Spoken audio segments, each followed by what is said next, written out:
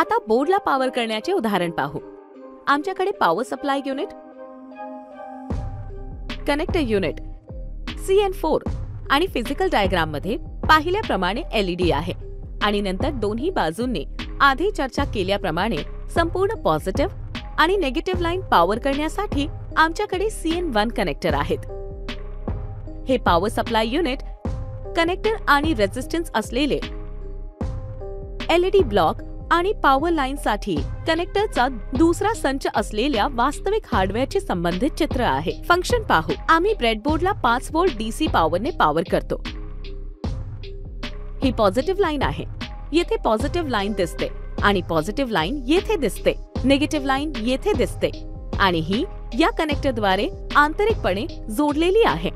पण पॉझिटिव्ह सुद्धा पुन्हा इथे पोहोचतो आणि निगेटिव्ह इथपर्यंत पोहोचतो। या पॉझिटिव्ह मधून इथे येतो, निगेटिव्ह इथे येतो आणि मग यातून ते पॉझिटिव्ह किंवा निगेटिव्ह इथपर्यंत पोहोचतो। पॉझिटिव्ह करंट अशा प्रकारे LED चा पॉझिटिव्ह टर्मिनल कडे करंट लिमिटिंग रेझिस्टर मधून जातो आणि ते येथे निगेटिव्ह बिंदू पर्यंत आणि परत निगेटिव्ह लाईन पर्यंत पोहोचते। अशा प्रकारे कनेक्शन केले जातात आणि जेव्हा आम्ही वीज पुरवतो तेव्हा LED चमकतो। हे त्या सर्किटचे योजनाबद्ध आकृती आहे।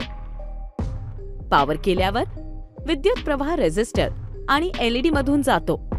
रेझिस्टन्स आधी ठेवलेला असो किंवा LED याने फरक पडत नाही, कारण ते सर्व मालिकेत असतात। पॉवर नंतर जमिनीवर पोहोचते किंवा निगेटिव्ह। आता पुन्हा हार्डवेअर कडे वळू। आम्ही हा PSU ब्लॉक थोडासा हलवला आहे। कनेक्टर CN4 आणि LED उलटे ठेवले आहेत। लक्षात घ्या की कनेक्टरच्या स्थितीतील बदल पॉवर लाईन सह कनेक्टरच्या पॉझिटिव्ह आणि निगेटिव्ह कनेक्शन्स मध्ये बदल करत नाहीत।